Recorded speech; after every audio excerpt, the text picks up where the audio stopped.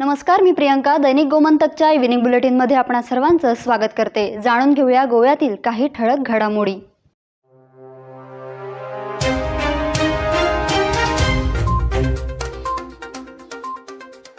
मुख्यमंत्र्यांनी आश्वासन देऊनही 6 महिन्यांचा कालावधी लोटला असून शेळी मेळावलीतील लोकांवरील गुन्हे मागे घेतले नाही.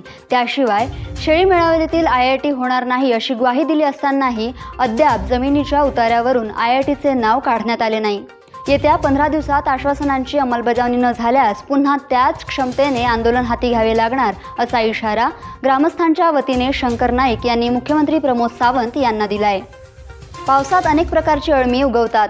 तशा पद्धतीची निवडणूक लढवण्यासाठी आणि त्यातून पैसा कमवण्यासाठी एक ड्रग्ज विकणारा उमेदवार सध्या पेडणे मतदारसंघात फिरत आहे. त्याच्यापासून जनतेने सावध राहावे आणि 5 वर्ष तो कुठे होता, त्याने पूर्वी मतदारसंघासाठी काय काम केले याचा जाब त्या उमेदवाराला विचारावा असे आवाहन उपमुख्यमंत्री बाबू आसगावकर यांनी वझरी येथे केले. गोव्यातील खाण कंपन्यांकडून गेल्या 6 वर्षापासूनची थकीत नुकसान भरपाई मिळावी म्हणून मयेतील शेतकरी पुन्हा एकदा एकवटले आहेत.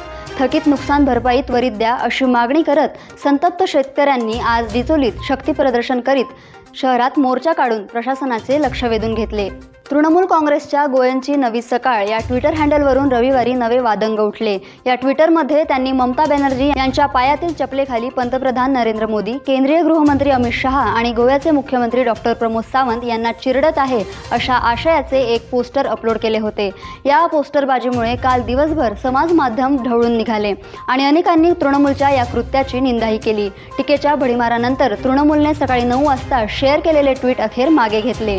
तृणमूलच्या या त्याची भाजपने गंभीर दखल घेतली असून त्यांच्यावर कायदेशीर कारवाई करण्याचा इशाराही भाजपने दिलाय. बांबोळी गोवा वैद्यकीय महाविद्यालय हॉस्पिटलचे प्रसिद्ध हृदयरोग तज्ज्ञ आणि शल्यविशारद डॉक्टर मंजुनाथ देसाई यांचे काल रविवारी पहाटे निधन झाले. ते बोरी येथील त्यांच्या निवासस्थानी होते. अनेक रुग्णांना डॉक्टर मंजुनाथ देसाई हे एखाद्या देवदूतासारखे भासायचे. त्यांचा शांत आणि मृदू स्वभावामुळे ते रुग्णांना आपल्या एखाद्या जवळच्या नातलगासारखे वाटायचे. रोग्यांशी आणि त्यांच्या नातेवाईकांशी अगदी मोजक्या पण आवश्यक शब्दांनी संवाद साधून त्यांना धीर देण्याचा स्वभाव वाखण्याजोगा होता. तर या होत्या गोव्यात घडलेल्या काही ठळक घडामोडी. अशाच ताज्या अपडेट्स जाणून घेण्यासाठी आमच्या दैनिक गोमंतक पेजला भेट द्या आणि आमच्या YouTube चॅनलला सबस्क्राईब करा.